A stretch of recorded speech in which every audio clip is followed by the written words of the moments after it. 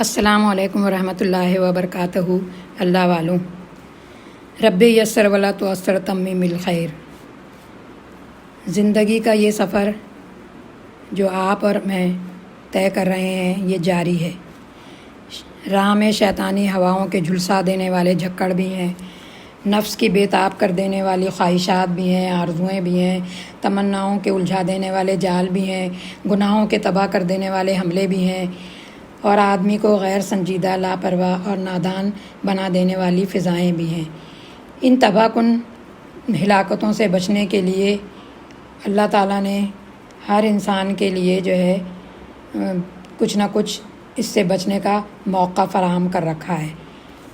رمضان کے یہ مبارک ساعتیں جو ابھی گزر رہی ہیں تو اللہ تعالیٰ چاہتا ہے کہ ہم ان سے زیادہ فیض اور برکات اپنے لیے سال کے 11 مہینوں کے لیے حاصل کر لیں اور دوبارہ سے تازہ دم ہو جائیں۔ ابھی جو رمضان ختم ہونے پر آ رہے ہیں تو آنے والے مہینوں میں نفس اور شیطان کی قوتوں سے مقابلہ کرنے کے لیے ہم نے کتنی قوت فراہم کی اور اس کی کتنی تیاری کی۔ خدا نے اپنے فضل و کرم سے آپ کے لیے اور میرے لیے موقع فراہم کیا تھا کہ ہم اپنی دانش مندی، دور اندیشی، عقل مندی، حسن تدبیر اور محنت سے اس مہینے میں اپنے آپ کو اس لائق بنا لیں کہ سال بھر تک اپنے نفس اور شیطان سے نپٹنے میں کامیاب رہیں، خواہشات کو زیر کرنے میں ہمیں حوصلہ اور ہمت ملتی رہے، رمضان کے شب و روز کی عبادتوں سے اپنے اندر اتنی توانائی پیدا کر لیں کہ پھر باقی 11 مہینے ہم زندگی کے سفر کو اللہ کی مرضی کے مطابق گزار سکیں۔ عقل مند اور سمجھدار اور دور اندیش مبارک ہیں وہ لوگ جنہوں نے اس مبارک موقع سے خوب فائدہ اٹھایا، جنہوں نے اللہ سے اپنے تعلق کو مضبوط کر لیا اور اپنی روح اور قلب میں تازگی پیدا کر لی، روزے رکھ کر تقویٰ حاصل کر لیا، قرآن پاک کی تلاوت سے اپنے دلوں کو جلا بخشی، راہ حیات کے نشانات کو پہچاننے سمجھنے میں اللہ کی معرفت حاصل کی، اور خدا کی راہ میں اپنا مال، اپنا دل پسند مال خیرات کر کے اپنے نفس کو دنیا پرستی کی گندگیوں سے صاف کیا اور خدا کا قرب حاصل کیا۔ ایک اس طرح کے تاجر کی طرح، کامیاب تاجر کی طرح جس نے اپنی تجارت میں خوب فائدہ اٹھایا ہو۔ رمضان کی راتوں میں خدا کے حضور کھڑے ہو کر آپ نے قرآن کی تلاوت کی جو حضور صلی اللہ علیہ وسلم پر نازل ہوا تھا اور جس کے مطابق حضور صلی اللہ علیہ وسلم نے زندگی گزاری تھی۔ یہ قرآن ٹھیک انہی الفاظ میں محفوظ ہے اور ٹھیک انہی الفاظ میں آپ رمضان بھر اس کی تلاوت کرتے رہے۔ تاریخ گواہ ہے کہ اس کے ماننے والے، اس پر چلنے والے، اس کو عملی زندگی میں شامل کرنے والے ہمیشہ کامیاب رہے ہیں۔ کیا اس تصور، اس یقین اور اس ارادے کے ساتھ آپ نے اس کی تلاوت کی؟ آپ اس یقین اور اس ارادے کے ساتھ آئندہ زندگی گزارنے کا فیصلہ کیا آپ کر چکے ہیں؟ خدا کی راہ میں اپنا مال لٹا کر، خدا کے لیے بھوکے پیاسے رہ کر کیا آپ واقعی فیصلہ کر چکے ہیں کہ آپ اپنی جان و مال کی ساری قوتیں، صلاحیتیں خدا کی مرضی کے مطابق اسی کے لیے صرف کریں گے؟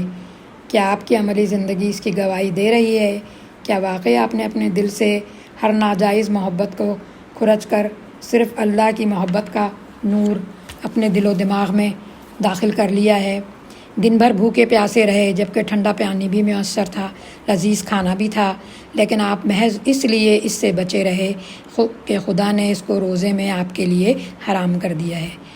مہینے بھر محنت کی، واقعی آپ کو یہ توانائی اور شعور بخشا ہے کہ آپ رزق کے ان تمام وسائل اور ذرائع کو یکسر ختم کر دیں جو ناجائز ہیں یا پھر مشکوک ہیں، اس لیے کہ حرام کمائی سے پلے ہوئے جسم کی کوئی نیکی اور عبادت خدا قبول نہیں کرتا۔ آپ کا خدا کیا آپ سے راضی ہو چکا ہے یا آپ اس کو راضی کرنے کی کوشش میں لگے ہوئے ہیں تاکہ جب کل اللہ کے سامنے پیش ہوں تو وہ آپ سے خوش ہو جائے، آپ اس لائق ہوں کہ وہ آپ سے خوش ہو جائے؟ اگر رمضان کی مبارک ساعتوں سے آپ نے یہ ارادہ کر لیا ہے، یہ نیت کر لی ہے کہ آپ نے واقعی خدا کی نعمتوں اور اس کے احسان کو سمجھ لیا ہے، تو یقین کیجئے کہ آپ ان خوش نصیبوں میں سے ہیں جن کی عید واقعی عید ہے، واقعی آپ اس کے مستحق ہیں کہ آپ عید منائیں اور آپ کو عید کی مبارکباد دی جائے۔ اصل عید ان کی نہیں جنہوں نے عمدہ لباس پہن لیے، بلکہ عید تو ان کی ہے جو اللہ کی پکڑ سے ڈر گئے۔ عید ان کی نہیں جنہوں نے آج عمدہ خوشبوؤں کا استعمال کیا، بلکہ عید تو ان کی ہے جنہوں نے اپنے گناہوں سے توبہ کی اور پھر اس پر قائم ہو گئے۔ عید ان کی نہیں جنہوں نے عمدہ کھانوں کی ڈشیں پکائیں، عید تو ان کی ہے جنہوں نے نیک بننے کی کوشش کی، تقوی اختیار کیا۔ عید ان کی نہیں جنہوں نے عمدہ گاڑیوں پر سواری کی، بلکہ عید تو ان کی ہے جنہوں نے گناہ کو چھوڑ دیا۔ ہم عید کی سنتیں دیکھ لیتے ہیں۔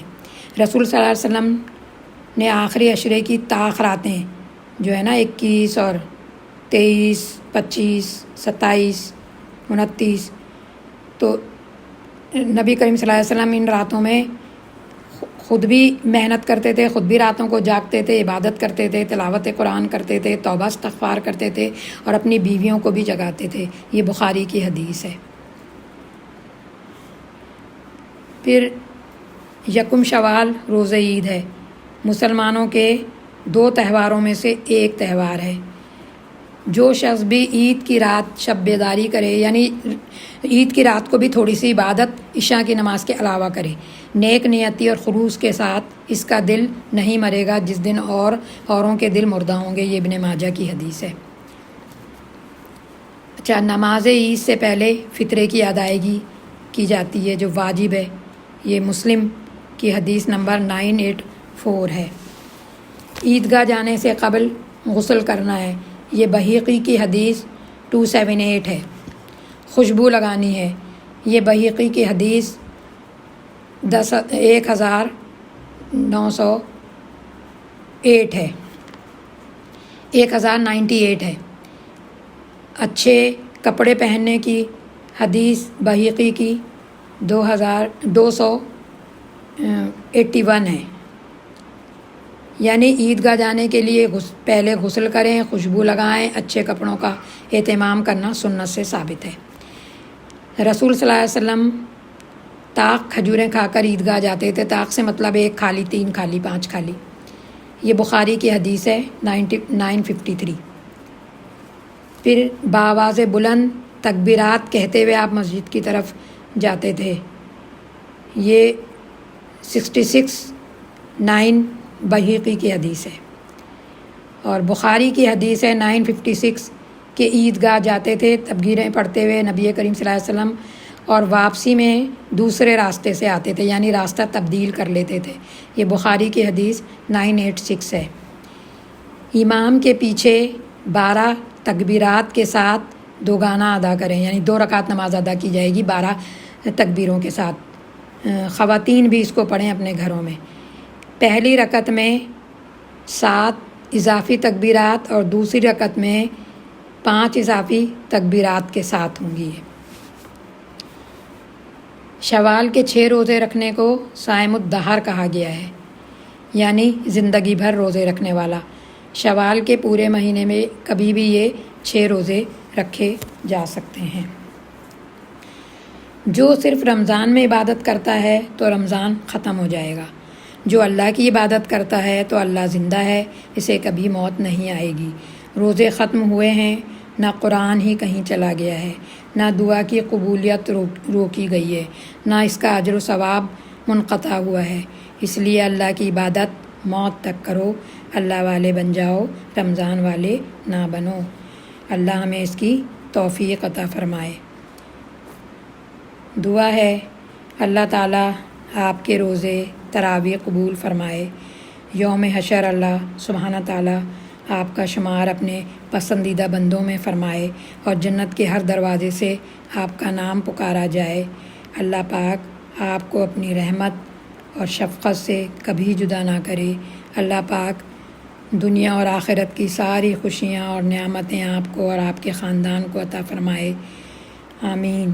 دل کی گہرائیوں سے آپ کو اور آپ کی فیملی کو، مسلمان عالم کو عید الفطر کی خوشیاں مبارک، عید مبارک۔